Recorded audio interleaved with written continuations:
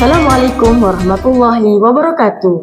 Bersama saya lagi, Wan Mama Arif dalam rancangan Bulan Ramadan 1446 Hijrah.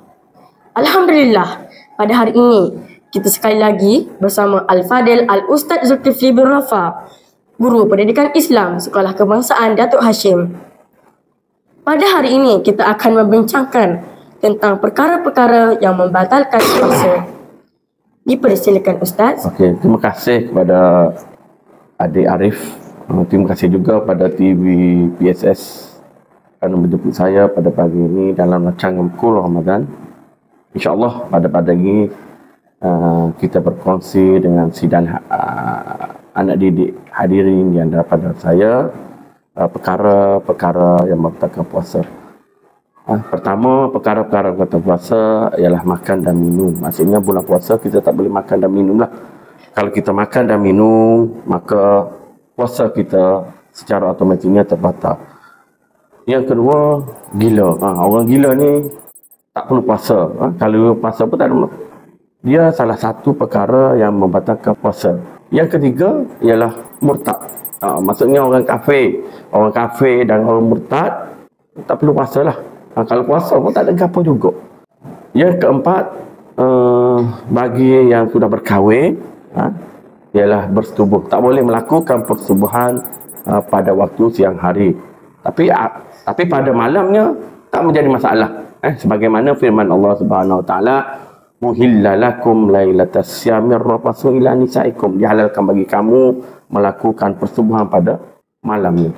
Yang kelima ialah muntah dengan sengaja. Kita muntah. Maksudnya muntah ni tiba-tiba kita muntah. Maka tak batal puasa. Kalau muntah dengan tak sengaja tak batal puasa, tapi dengan sengaja batal puasa. Tapi ingat, kalau kita muntah, tiba-tiba kita muntah, sisa yang ada dalam mulut kita tertelan sisa itu, maka terbatal puasa kata kita kerana kita tertelan sisa yang ada walaupun kita muntah tanpa sengaja. Ingat. Okey, yang keenam ialah memasukkan sesuatu dalam rongga yang terbuka. Maksudnya kita masuk tangan kita ni dalam hidung, apa dalam telinga, maka terbatal puasa kita. Tak boleh lah. Kita gatal setahu mana pun kita tak boleh masukkan jari kita ataupun sesuatu dalam rongga yang terbuka. Yang ketujuh ialah keluar air mani dengan sengaja. Keluar air mani pun tak boleh dengan sengaja. Kalau keluar air mani tanpa sengaja, contohnya ginilah, tanpa sengaja ialah kita ni kadang-kadang bulan puasa kita rasa letih, maka kita tertidur. Bila kita tertidur, kita bermimpi. Bila kita tidur, kita bermimpi, tiba-tiba keluar air mani. Waktu tu tak batal. Tak batal puasa sebab keluar air mani itu tanpa sengaja. Yang ke-8 ialah datangnya, bagi yang perempuan, datangnya darah haid dan nifas. Biasanya orang perempuan ni yang nombor dia akan datang darah haid dan nifas. Okey, yang ke-9 ialah pengsang.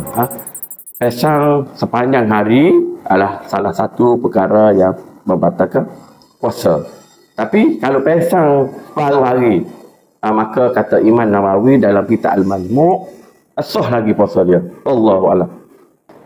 Saya bukakan soalan pada penonton kita. Ustaz, saya ada satu soalan.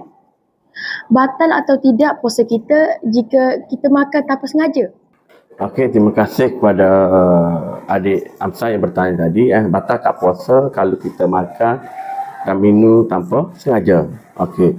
Seperti mana yang saya sebut tadi, yang pertama, kalau kita makan dan minum tanpa sengaja, tak batal puasa. Kalau kita makan dan minum dengan sengaja, maka secara automatiknya terbatal. Kadang-kadang manusia ni dia lupa. Maka yang lupa itu Allah boleh maaf. Tapi kena ingat, bila kita makan pak kena ingat. Maka kita kena berhenti terus. Tak boleh lagi makan. Walaupun kita kata, tak apalah kita makan habis, tak boleh. Pak kita ingat, kita terus berhenti, kita berkomo. Jangan kita teruskan kita makan. Yang terus itu boleh membatalkan puasa. Ustaz, batal atau tidak puasa kita kalau kita berenang? Soalan kedua daripada adik kita juga, iaitu Hamzah. Okey, iaitu batal tak puasa bila kita berenang. Sebagaimana yang Ustaz jelaskan tadi, berenang tidak termasuk dalam salah satu perkara yang batal puasa. Tapi ingat, kalau kita berenang, boleh tak kita jamin kita berenang itu rongga-rongga yang tak sebut tadi memasukkan sesuatu dalam rongga tu, takut bila kita berenang air itu masuk dalam mulut ke, dalam hidung ke, dalam telinga, dia boleh batalkan puasa. Maka adalah lebih baik bulan puasa ini bulan yang penuh dengan keberkatan. Kita tak berenang lah. Kita cari bulan-bulan lain. Mudah-mudahan kita takut bila kita berenang tu air masuk dalam rongga yang tak sebut tadi.